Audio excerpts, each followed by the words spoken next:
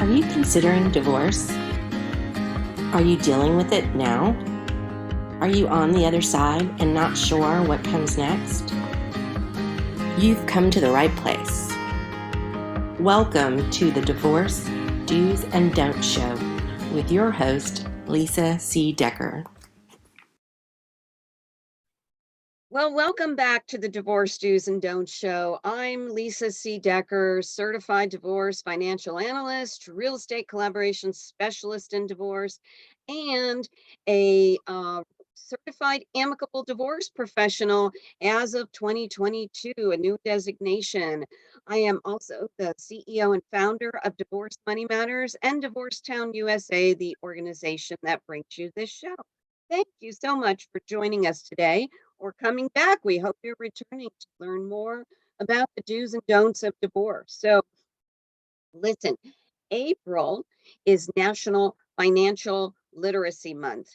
And if you're going through a divorce, you know this is one of the most important pieces of the puzzle. At least you should know that, because it really comes down to the money and the children when you're dealing with divorce. So today's guest are going to help us analyze the role of the financial experts in your divorce team and why they play an integral part in reducing cost, time, and energy during the process. And all of that is so important. Our guests today, I'm so excited to have DivorceTown financial experts, Tammy Gruen and Angela Rehkop. Tammy is a financial advisor with Chamberlain Financial Advisors, and she is also a certified divorce financial analyst like me. Tammy specializes in working with clients going through major life transitions, whether it be a divorce, the loss of a loved one, a significant career change, and or early retirement. And Angie is a certified financial planner and chartered financial consultant with financial care providers. She has practiced in Atlanta for nearly 30 years. Angie experienced her parents' divorce and then a divorce herself.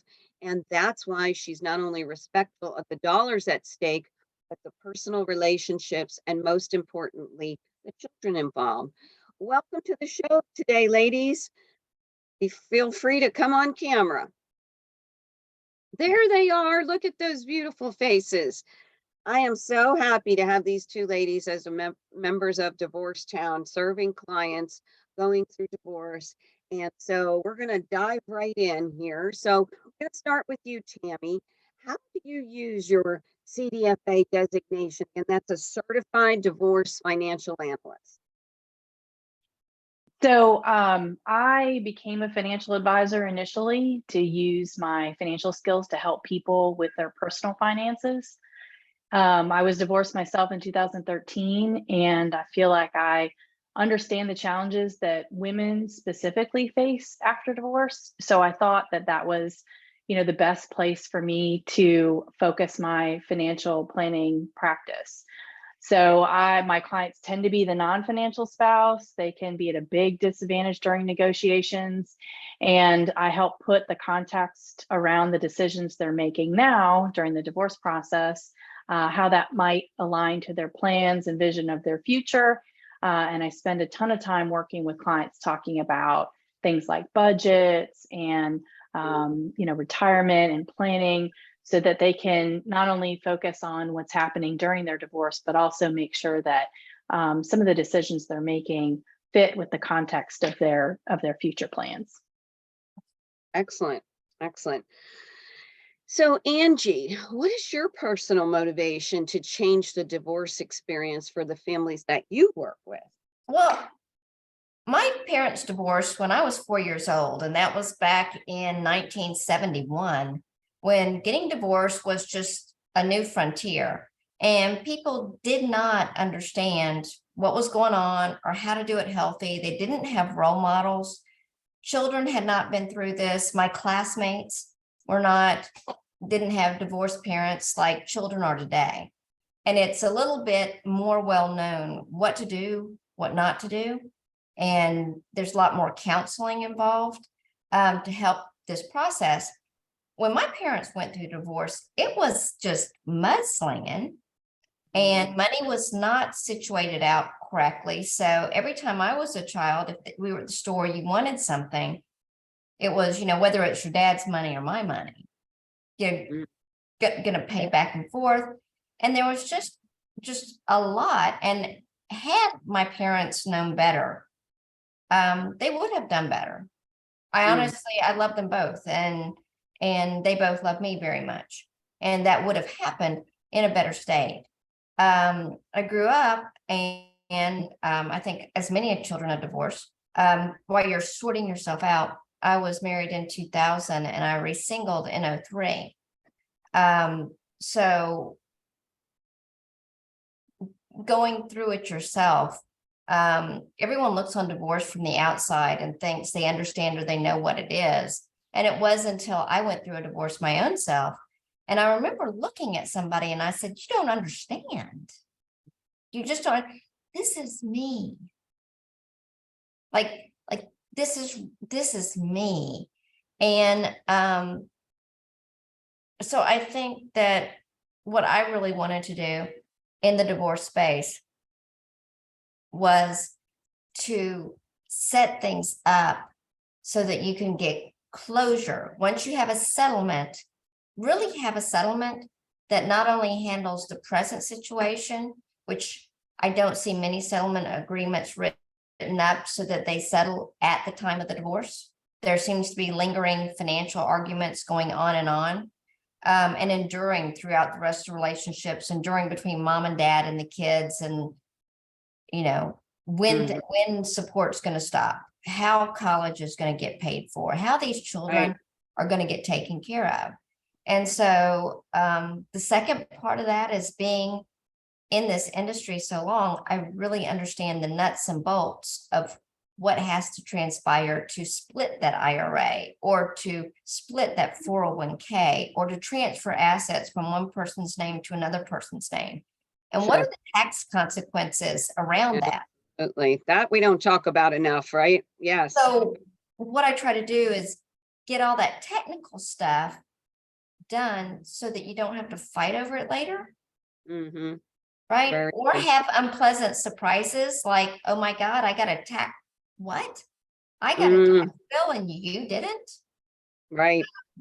That's the value of using folks like us, because we see the things that you don't see, you may not know to even ask about, and many times the attorneys are not even aware of. So Correct. by combining the legal, the financial, and the emotional support, we call that the three-legged stool of divorce, you start with a solid foundation. And so I'm so happy to have two great experts, colleagues here talking about this. Angie, I want to follow up here. So what do you see as the breakdown between the legal profession and the financial advisory profession? If we can work together, how can this help a divorcing couple? I've kind of already alluded to that, but give us a little snapshot on that. When you're sitting down and you're talking with an attorney on the settlement agreement, I've actually had some pretty confrontational episodes with attorneys that kind of stood up over the table and told me how this was done. And I told them they were welcome to sit back down and be comfortable. Why I told them, while I was going to tell you that you are dead wrong on how this occurs. And when you are splitting your IRA from any given company, this is how the process is needs to happen from the, you name the company, a Vanguard, a T. Rowe Price, a Fidelity, any of them, right? I'm just like about that what is actually going to have to take place, and what do these corporations need in order to move assets from one Social Security to another Social Security number, and how that's going to follow through. There is never, in settlement agreements, I don't see a win. You need to do this, you need to split up this account. When? There's a lot of people that just go off the grid. They get their divorce settled and they just don't respond anymore. When are you going to split the bank account? I can see it, but now your name's on it and my name's not. How do I get this half that my settlement agreement says?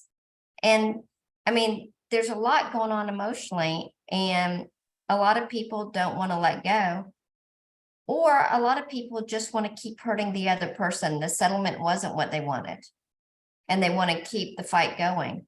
Right. And Having those terms is so important. Having someone like Correct. yourself, like Tammy, like myself, to educate the attorneys, right? And educate the clients and work together for the client's benefits. It's And very if your client is splitting a brokerage account, they may need some information, simple information like cost basis, information on the products that are inside of it. So that if they choose, once it's separated and off in their own name, if they choose to make a sell and they choose to have a tax consequence, they can report it properly. Something as simple as that. So making sure before that settlement happens that I've gone ahead and I've split up the information so that people just have data, so that they're not trying to extract data from one another and Good it becoming point. an emotional issue. Good point. Very good point. Well, Tammy, let's switch gears here. One of the things that makes you unique is your focus on sustainable investing. Can you explain a little bit about that? That's a really big buzz term right now. So share with clients or with listeners what your clients, how you serve your clients with sustainable investing and what they can do with that. So as I mentioned, a lot of my clients are the non-financial spouse. So prior to having those investment discussions, we do spend a lot of time talking about the future and their goals and what the vision of what their life's going to be like after divorce. And one of the things that I spend a lot of time on is budgeting and making sure that my clients know how they're going to manage their money going forward. And once we get past that budgeting conversation, then of course you start talking about longer term financial plans. And what I'm finding with, particularly with the women that I work with, they may not feel that connected to their investments and their finances. They may have always had somebody else do it for them. And it feels a little bit like a fuzzy black box to them. So I've found that having that conversation about their values, what they see in the world and how they want their money to go to work in the world leads itself into a conversation about sustainable investing. So, sustainable investing is one of those things that's been around for a very long time, since around the 1960s or even before. Started with eliminating sin stocks out of people's, investment portfolios. And now it's evolved to something that that people can use as a tool in order to determine what to invest in. So it's definitely been an interesting education. Just to put a quote out there, Harvard Business School defines sustainable investing as a range of practices in which investors aim to achieve financial returns while promoting their long-term environmental or social value. So it takes a traditional investing approach and kind of puts an ESG type screen on those investments. And what's the ESG here? We're talking acronyms. People may not know. We're talking acronyms. Yes. So ESG stands for environmental, social, and governance.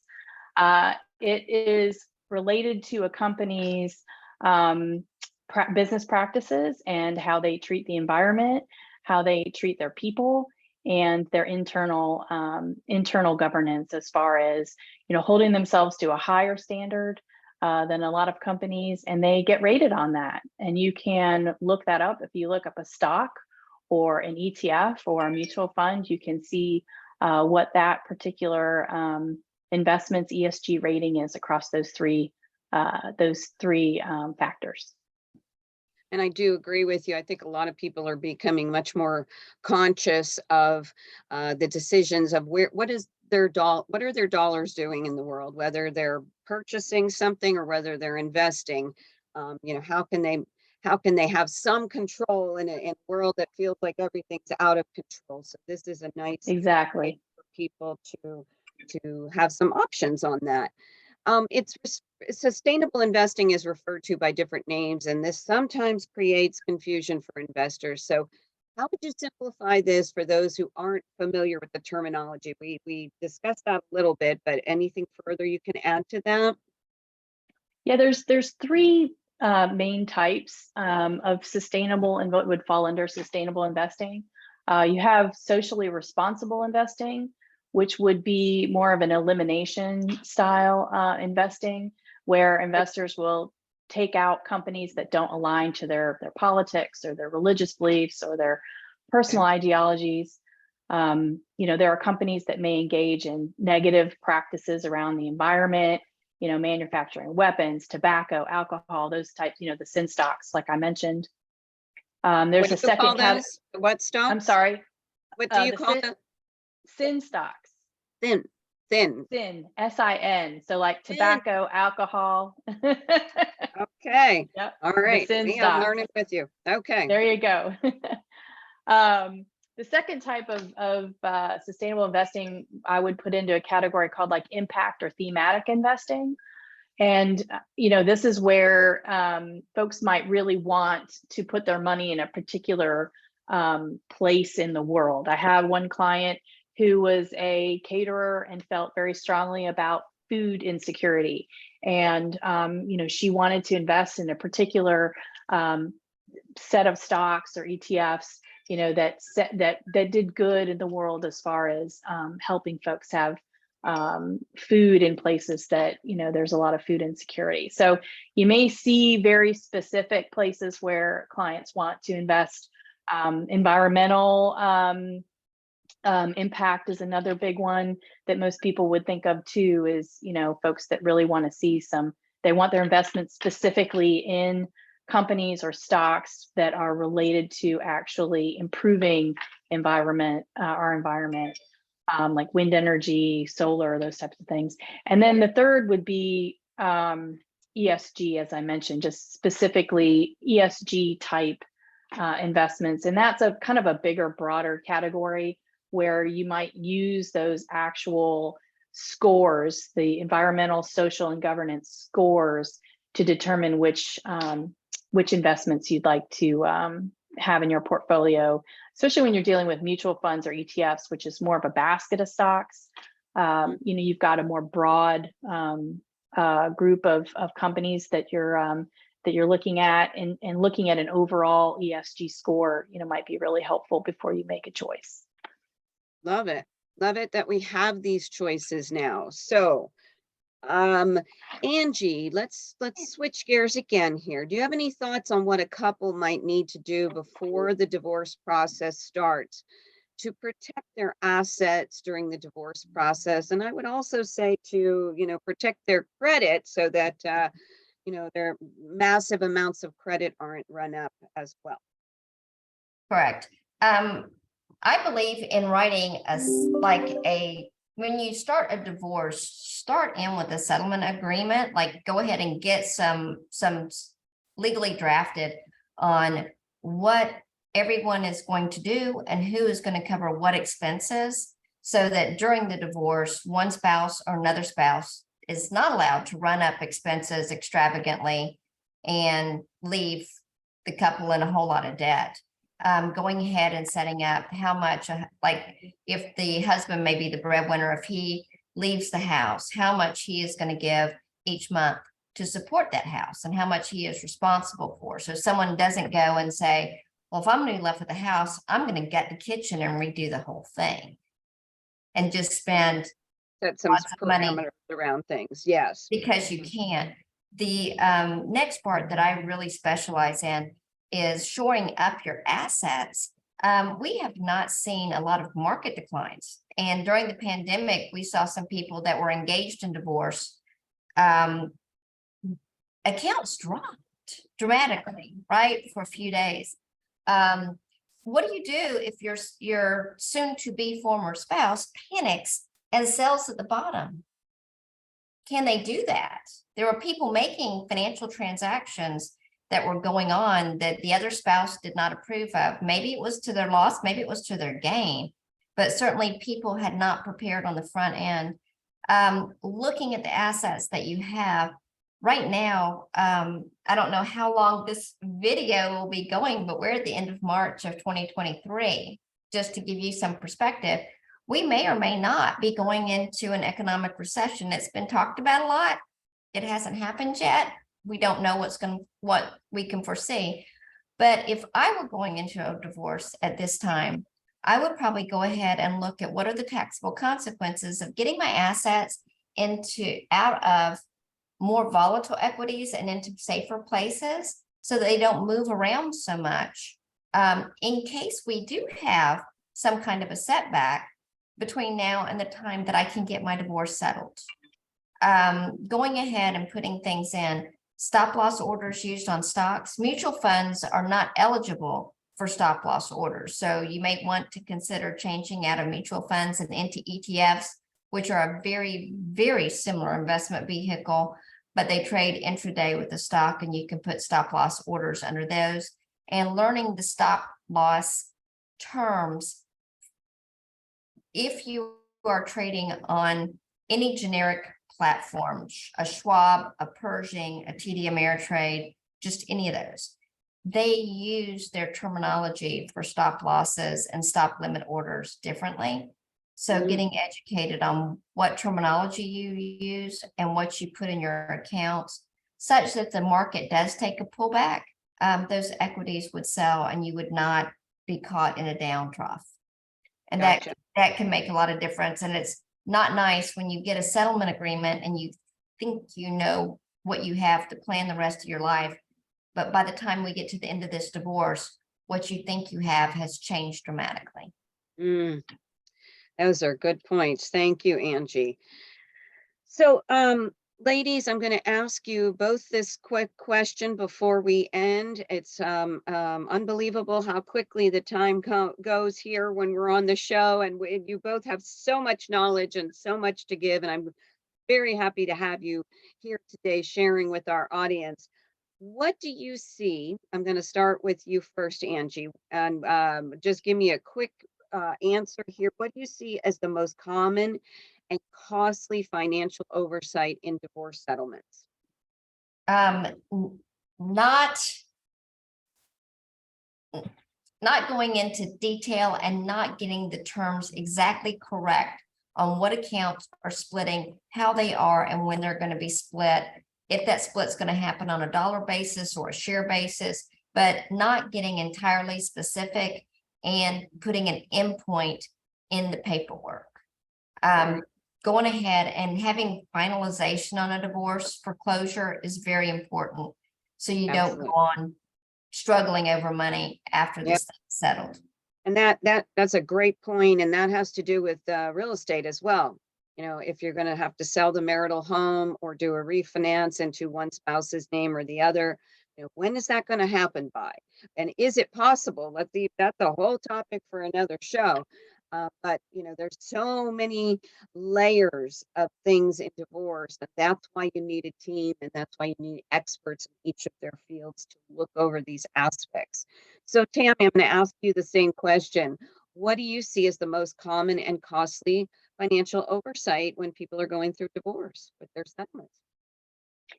So, you know, your lawyer is not really going to put into context the decisions that you're making during your divorce and how that affects you necessarily longer term.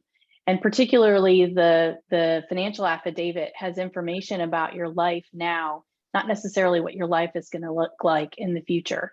So, you know, one of the things that I try to help my clients understand too is around negotiating the child support and alimony versus asset splits and how that's going to set them up in the future. If they don't look at that financial information relative to how their life is going to look like after the divorce, you know, they may not negotiate for enough alimony, or they may not, you know, sometimes the asset split's not 50-50. Sometimes it's, you know, equitable, but not necessarily half and half. And there may be situations, you know, where a client should ask for more than 50%. And they may or may not know that if they don't have a vision for what things are going to look like after the divorce. So I would say making sure that the decisions are being put into the context of the future. Oh, you both had such a great advice here at the end. And I'm going to add to that as well. We all bring a little bit different aspects and experience and insights. But the point is that we all understand the financials of divorce in a much deeper way than any other professional out there, because we are immersed in it day in and day out. And we're here to help folks get through a very difficult time in their lives, get to the other side, and be able to close that chapter and move on without the hassles of things that might have been missed without our expertise. So let me let you each share how folks can find you. Angie, where now I do want to say they're both members of DivorceTownUSA.com, so you can find Angie and Tammy there. But Angie, go ahead, give everyone your name and where to find you otherwise. Hey, my name is Angie Rehkop, R-E-H-K-O-P. That's a hard one. And you can find my website at financialcareproviders.com. Perfect. And Tammy, how about you? I'm Tammy Gruen, and I am a lead advisor for Chamberlain Financial Advisors. And our website is www.chamberlain, F as in Frank, A as in advisor.com. Excellent. Thank you again, ladies. Now, before we close, folks, we are going to show you some free advice here that you can get, resources and all kinds of wonderful things to help you in the divorce process. And so the first slide you see here is available at DivorceTownUSA.com. And this is the DivorceTown USA roadmap here, which includes an ebook that explains each of these options, how you come into your divorce, helps you understand which option may be best for you and your family, and outlines other professionals and or resources you may need along the way. And we also at DivorceTown USA have many free articles, videos, and other resources to help you have a saner, savvier, money-saving divorce. Now, the DivorceTown Marketplace, also found at DivorceTownUSA.com, has been designed to bring you some of the best books, products, and resources that we've found through the years to help you through your divorce so you can thrive long after. And you can see the various sections we have here. The marketplace has something for everyone at any stage of the divorce process. DivorceTown USA also sponsors a virtual divorce help and hope support group through meetup.com. We meet once or twice a month via Zoom. Meeting dates and times are always posted on the DivorceTown USA website in the events section. And at divorcemoneymatters.com, you can download your free divorce financial fitness kit. And I created this to help you get better organized and take more control of your money matters during your divorce. It includes an ebook, a working Excel spreadsheet of all the documents you'll need to gather, and a list of 50 must-ask questions for when you start interviewing a family law attorney. Next week, we're going to continue with Financial Literacy Month with one of the most common issues facing divorcing parents, saving for their children's college. We're going to have Dr. Roz with us, and I will tell you, Dr. Elizabeth Rosner is a treat. She's going to help you to send them to college debt-free. So don't miss next week's show. We look forward to seeing you then. And we hope you found this week's episode of Divorce Do's and Don'ts helpful. We look forward to seeing you next week and every week as we continue improving the way the world divorces one family at a time.